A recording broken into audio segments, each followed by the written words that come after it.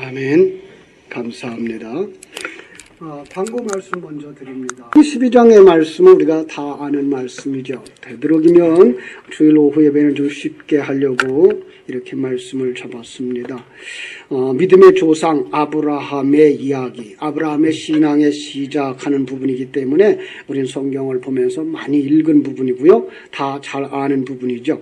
아브라함의 신앙생활을 시작하면서 본토 친척 아비집을 떠나서, 그죠? 그 이유는 하나님의 언약이 있었기 때문이다. 다시 한번 제가 읽어드릴게요. 1절 2절입니다.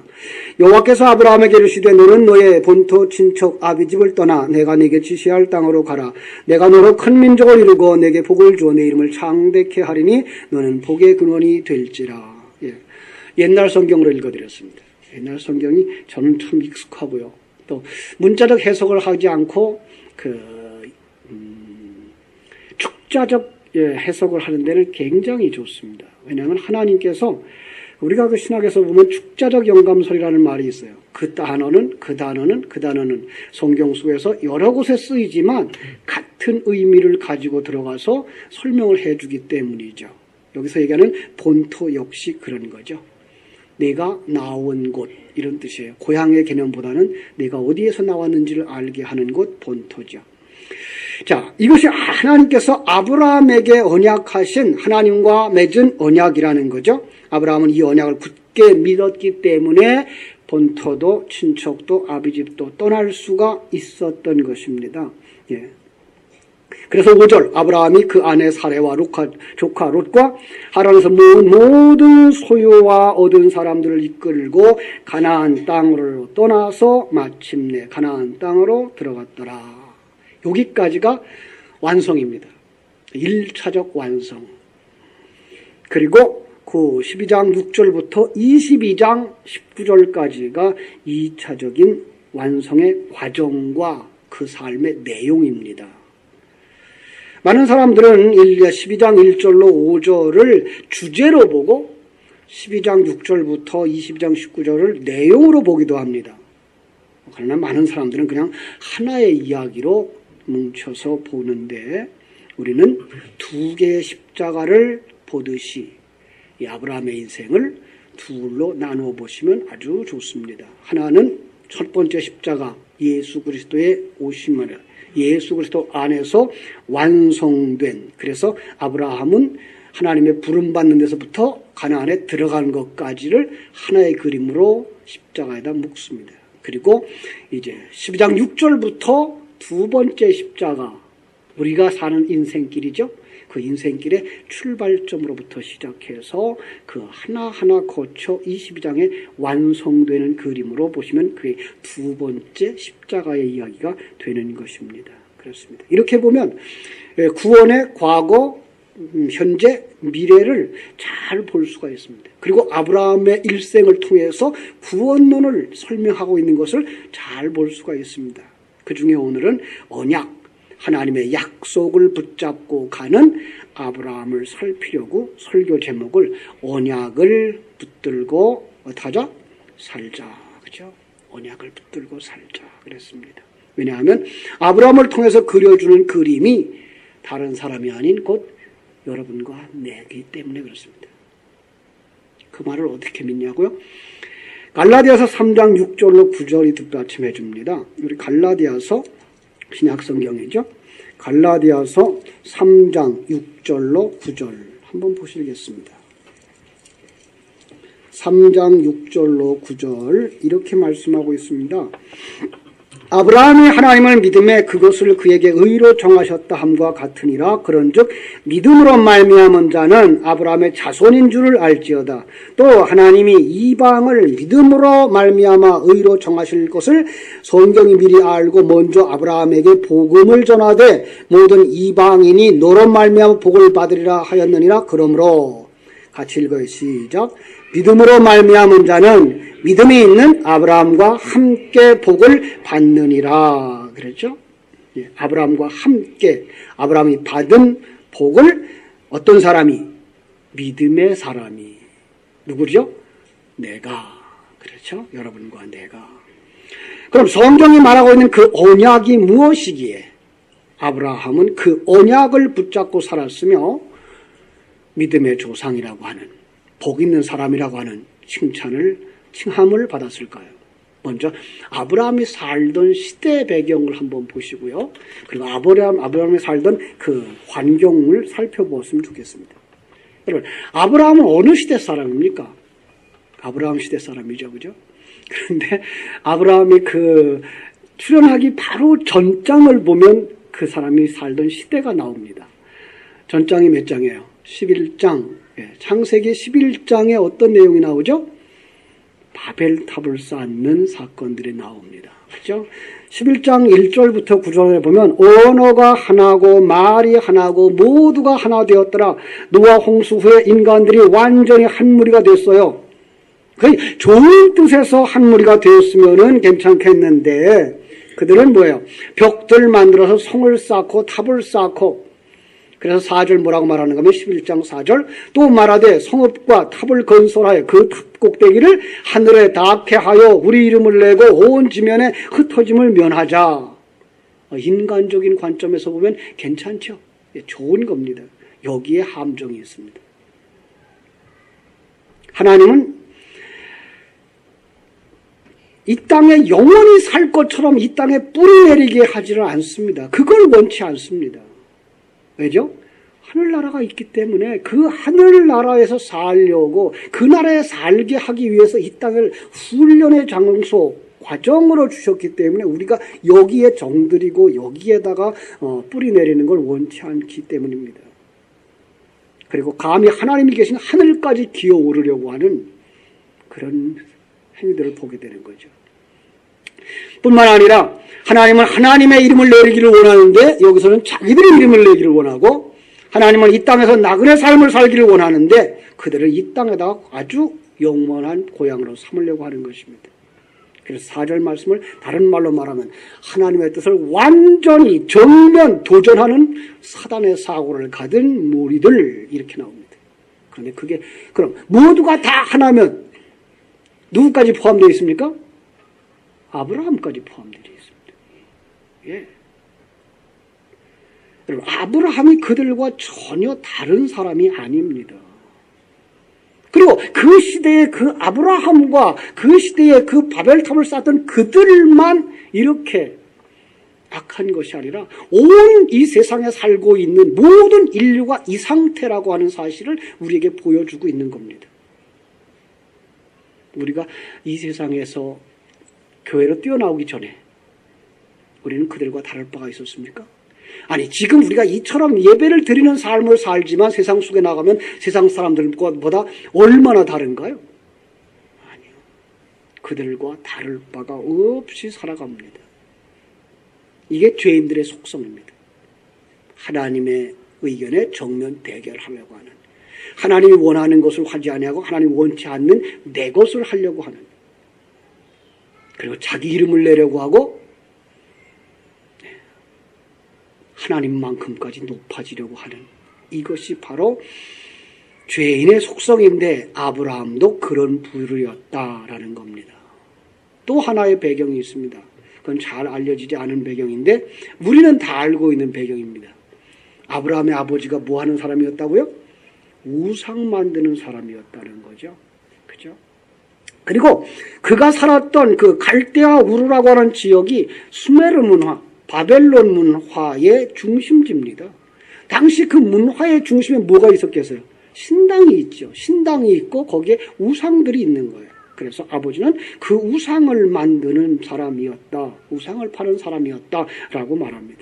하나님은 우상을 인정하지 않습니다. 다른 신을 인정하지 않습니다. 신은 하나밖에 없습니다. 그런데 10계명을 보면서 두 번째 계명에 뭐라 그래요? 우상을 만들지 말라. 그 말은 다르게 해석해야 됩니다.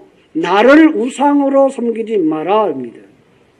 하나님밖에 없는 신, 나를 우상으로 섬기지 마라. 여러분, 우상이 무엇입니까? 왜 존재합니까? 나를 위하여 더 힘센 자가 내가 주는 제사밥 먹고 나에게 더 큰 걸로, 내가 원하는 걸로 응답해 주기를 원해서 섬기는 것, 이게 우상 숭배입니다. 그런데 오늘 유대인들이 그러했고 오늘 지금 전통에 빠져있는 우리들이 거기까지 들어가 있습니다. 그래서 우리 기도의 내용들이 뭐예요? 하나님 당신은 큰 능력의 하나님 아닙니까? 내 소원 당신 들어주세요.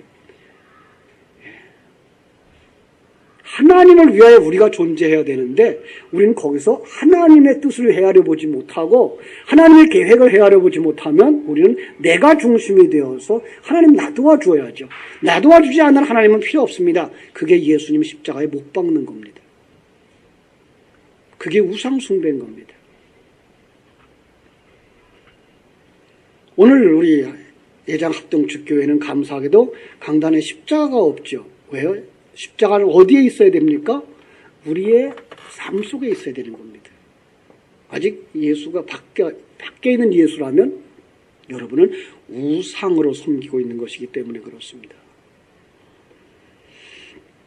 자, 골로새서 3장 5절로 6절에서는 바울 사도는 이렇게 말합니다. 그러므로 땅에 있는 지혜를 죽이라. 곧 음란과 부정과 사욕과 악한 생각들, 그죠? 정욕과 탐심이니 탐심은 우상 숭배니라. 이것으로 말미암아 하나님의 진노가 임하느니라. 오늘날 모든 사람들이 결국은 우상 숭배자들이라라고 말하는 것입니다. 이 세상의 사람들, 그들은 하나님의 뜻을 정면으로 맞서고 하나님을 떠나서 자기를 위하여 살아가는 신마저도 자기의 유익, 자기의 성공을 위하여 써먹으려고 하는 죄인들이라고 하는 것이 바로 아브라함의 시대적인 배경이고 그가 살아나온 환경적인 배경을 통해서 우리에게 가르쳐주는 겁니다. 결국은 뭘까요? 골로새 3장 6절 말씀처럼 하나님의 진노가 임하는 것인데 창세기 6장에서부터 9장까지의 내용은 그게 뭘로 왔어요? 홍수로 왔죠. 그죠? 홍수의 심판처럼 이 땅의 마지막, 여러분과 내 생애의 마지막 날 심판이 오고야 마는 것입니다. 그렇게 살아가는 사람들 중에 누가 있는가 하면 하나님의 사람이 있습니다. 그래서 하나님이 보낸 하나님의 백성들을 살려내려고 그들을 부르십니다. 이게 하나님의 찾아오심, 하나님의 뚫고 들어오심이라는 말로 표현할 수 있는 것입니다. 오늘 본문에서 봤듯이 하나님께서 아브라함을 부르시죠. 아브라함아, 어떻게 그가 듣습니까? 이 세상의 모든 사람들을 성경은 죽은 자라 어느 정도로 마른 뼈, 해골같이 이런 상태에 있는 우리가 어떻게 들으며 어떻게 움직입니까? 우리가 그 음성을 들었다는 건, 아브라함이 그 음성을 들었다는 건 이미 하나님께서 우리 속에 들어와서 우리의 귀를 열어주었다는 겁니다. 우리는 이미 하나님의 생명을 받은 자고 귀가 열린 자고 눈이 열린 자입니다. 이것이 하나님의 백성들입니다. 하나님의 찾아오심입니다. 그리고 하나님의 일을 우리 속에서 시작하신 것입니다. 빌립보서 1장 6절은 뭐라고 말합니까? 선한 일을 우리 안에서 시작하신 이가 그리스도 예수의 날까지 반드시 이루실 것을 우리가 확신한다. 그래서 그것을 결론적으로 이미 가나안에 들어갔다라고 말할 수 있는 겁니다. 여러분은 천국에 들어간 사람입니다. 믿습니까? 오늘 돌아가셔도 100분의 100 반드시 천국에 들어갑니다. 여러분 속에 예수 생명이 있고 하나님의 뜻을 알고 신령한 영의 눈을 가지고 살아가는 사람들, 그들은 오늘 돌아가신다고 할지라도 천국에 갑니다. 그리고 하나님은 완성된 사람만 데려갑니다. 완성되지 않은 사람은 우리는 알 수 없습니다. 그러나 안이 데려갑니다. 하나님은 완성된 자들을 데려가십니다. 그것이 약속입니다. 그래서 하나님의 자녀들을 부르시고 그들에게 언약을 주십니다. 더 정확하게 말씀하면 모든 사람에게 언약을 던집니다. 하나님은 모든 사람에게 언약을 던집니다. 그런데 그 속에 하나님의 사람만 그 언약을 아멘으로 받습니다. 결국은 우리가 하나님의 뜻을 따라서 아멘하고 하나님 앞에 나왔다는 건 우리가 하나님께 택함받은 자라는 뜻이고, 그렇죠? 그리고 우리 속에 하나님의 생명이 들어왔다고 하는 것입니다. 그런데 많은 사람들이 교회에 나올 때 다 거기까지 이르지 아니하고 옵니다. 왜냐하면 우리는 다 복을 받기 원하는 마음 때문에 교회를 옵니다. 제가 자주 중국을 예를 듭니다만은 중국 교회는 지금 더 그렇습니다. 그들이 공산주의 하에서 그 공산당이 배부르게 해줄 거다, 행복하게 해줄 거다 하다가 공산주의가 실패했습니다. 그들이 이제 미신을 섬기다가 그 미신에 이제 실망을 했습니다. 그런데 곳곳에 이제 교회가 세워지니까 여기서 받지 못한 복 어디서 받아보자? 교회에서 받아보자. 이리고 교회에 나왔습니다. 그럴 때 중요한 건 강단에서 선포되어지는 메시지가 언약이어야 되는데 언약이 아닌 사람 비위 맞추기가 되어지면 그들은 교회를 크게 세울 수 있습니다. 그래서 벌써 중국은 교회들이 큽니다. 보통 교회들이 5,000명, 10,000명, 20,000명, 30,000명 모이는 건 그냥 대도시 교회 흔합니다. 제가 섬기던 그 지역의 친구 목사님이 이제 중국인인데, 중국인이고 그 부인은 이제 조선족인데, 그분은 지금 한 20,000명씩 되는 교회를 5, 6개 가지고 있습니다. 자기가 설교 다 하지 못합니다. 그래서 부목사들, 밑에 있는 목사들 통해서 돌아가면서 이제 설교를 하는 완전히 관리 목회를 하고 있는데, 아니요, 저는 그걸 원치 않습니다. 중요한 것은 그 강단에서 언약이 선포되느냐는 것입니다. 그리고 복음이 선포되는 것입니다. 여러분, 세상 사람들은 복 받으려고 교회로 나오게 되어 있습니다. 거기다가 그들의 마음에 부채질을 하면 어떤 마음에 부채질을 하겠어요? 세상에서도 복 받고 천당 가는 표도 받았다. 우리는 얼마나 좋습니까? 그거 다 나오죠. 그래서 사람들의 비위에 맞춰주고 그들의 종교심 불러일으켜주면 교회는 크게 되어 있습니다. 교회 안에서 큰 사고만 나지 않으면 교회는 커지게 되어 있습니다. 그러나 정녕 우리가 알 것은 예수님은 이 땅에서 오병이어 빵을 얻으려고 나왔던 20,000명 넘는 사람들에게 빵을 주긴 주었습니다. 그러나 그 다음에 가르쳐 주었습니다. 무엇입니까? 내가 너희들이 먹을 생명의 떡이야. 나를 먹지 아니하고서는, 내 피를 마시지 아니하고서는 하늘나라에 갈 수 없어요. 예수님 또 말씀하십니다. 나를 따라오려거든 자기를 부인하고 자기 십자가를 지고 나를 쫓을 것이니라. 다 같습니다. 그들은 십자가 지기 싫었습니다.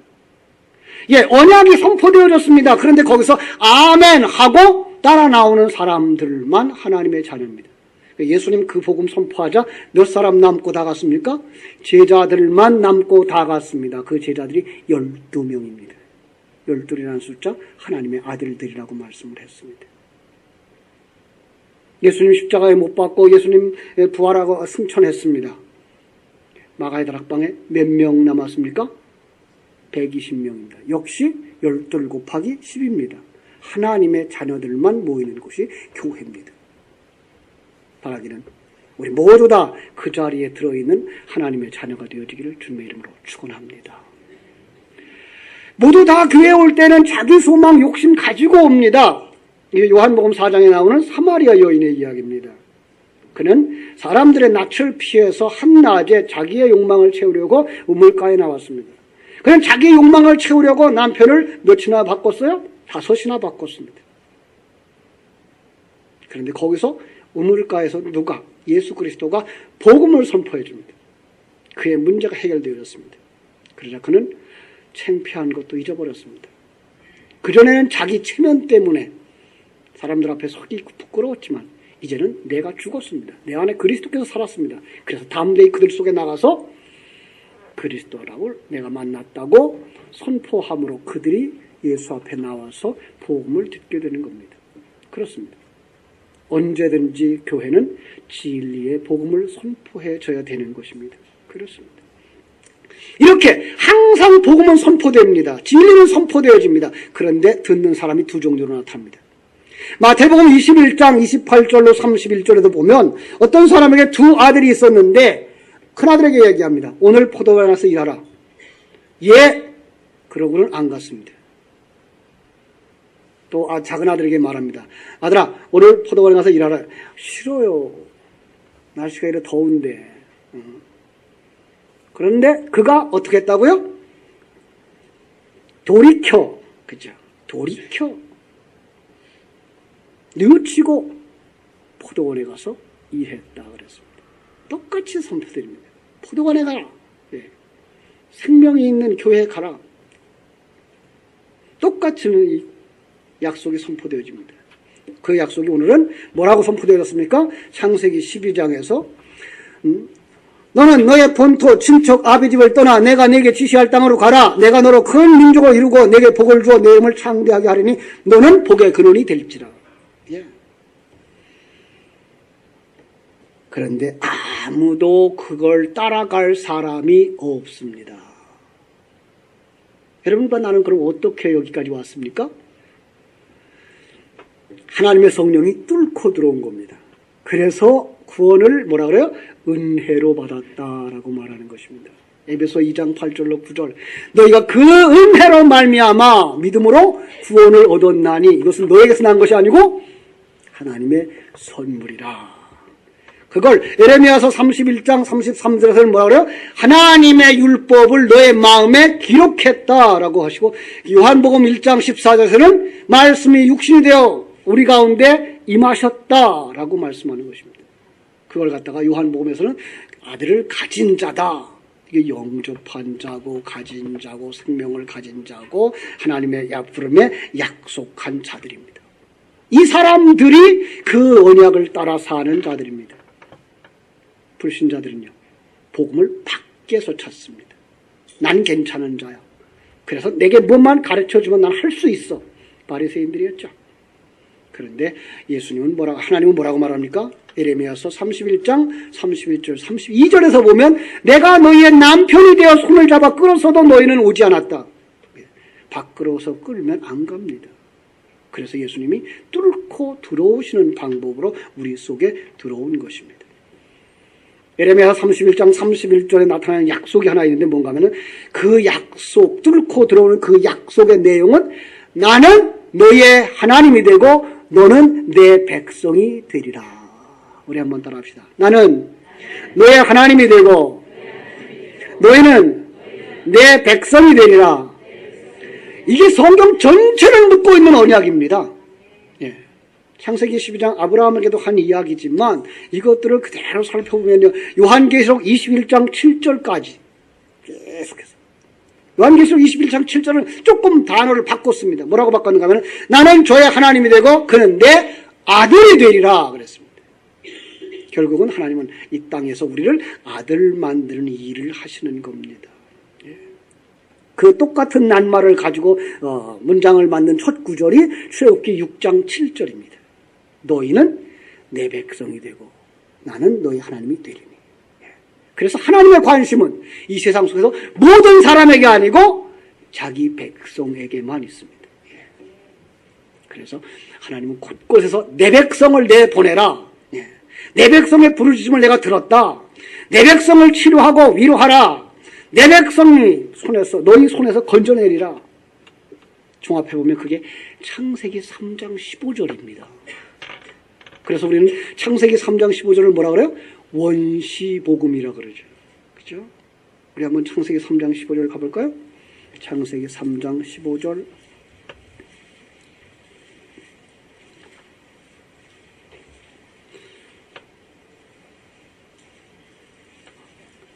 찾으셨으면 같이 읽습니다. 내가 너로 여자와 원수가 되게 하고 네 후손도 여자의 후손과 원수가 되게 하리니 여자의 후손은 네 머리를 상하게 할 것이요 너는 그의 발꿈치를 상하게 할 것이니라. 여기 내가 하나님이죠? 그렇습니다. 너로 사단입니다. 여자 누굴까요? 네, 세상 속 사단의 수중에 있는 자들 가운데 있는 하나님의 백성 그것입니다. 그래서 사단과 하나님의 백성을 원수 삼게 하고 그러면 하나님이 누구예요? 하나님과 여자가 한편이 되어지고 그래서 여자의 후손과 네 후손, 사단의 후손은 전쟁을 하게 되고 그렇죠? 여기 명명된 교회, 성도를 여자라고 이름하는 것입니다. 하나님의 영이 뚫고 들어오기 전에는 성도들과 세상과 다를 바 없는 사단에게 먹힌 자, 사단에게 속한 자, 사단의 속성을 가진 자들 한 무리였던 것인데 성령이, 진리의 영이, 그리스도의 영이 하나님의 말씀이 뚫고 들어오니 거기서부터 일어나는 것입니다. 이것이 본토 친척 아비집을 떠나는 아브라함의 모습입니다.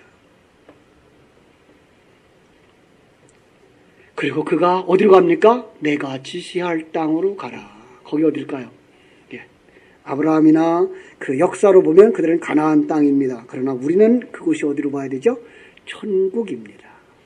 그렇죠? 그리고 그 가나안 땅에 이미 들어갔다. 이건 1차적인 완성.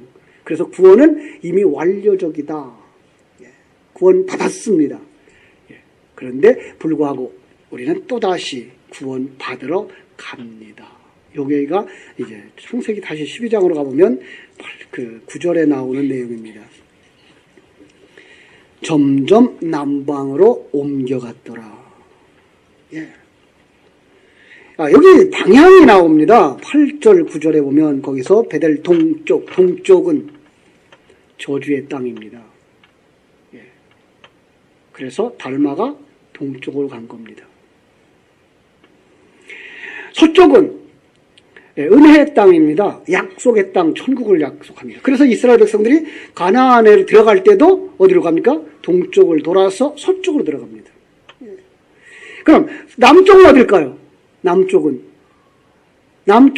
천국의 약속을 가진 자들이 이 세상에서, 죄악된 세상에서 시련과 연단을 거쳐서 완성되는 땅, 이게 남쪽입니다. 여기가 두 번째 십자가의 삶을 사는 자들의 모습인 것입니다. 북쪽도 있겠죠? 북쪽은 어딜까요? 이건 원수의 땅입니다. 그래서 이스라엘 백성들에게 항상 공격해 들어오는 사람들은 어디서 들어옵니까? 북쪽에서 들어오게 되어 있습니다. 예. 이런 모습을 보고요. 우리는 거기서 우리가 어디로 가야 된다고요? 내 십자가를 지고 주님을 따라가는 남쪽의 삶을 살고 있는 것입니다. 그것이 아브라함의 이제 두 번째 인생이 시작되는 모습입니다. 사랑하는 성도 여러분, 우리는 그 언약을 가진 자들입니다. 어떤 언약입니까? 하나님이 너는 내 백성 삼을 거야. 내 아들 삼을 거야. 나는 네 하나님이 될 거야.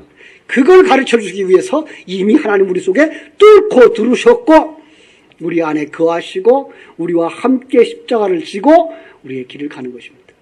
힘듭니다. 고난스럽습니다. 누굴 보면 알죠? 아브라함을 보면 알 수 있습니다. 아브라함은 실패하는 삶을 계속 살아갑니다. 그런데 그 길을 계속 갑니다. 누가 끌고 가는 거라고요?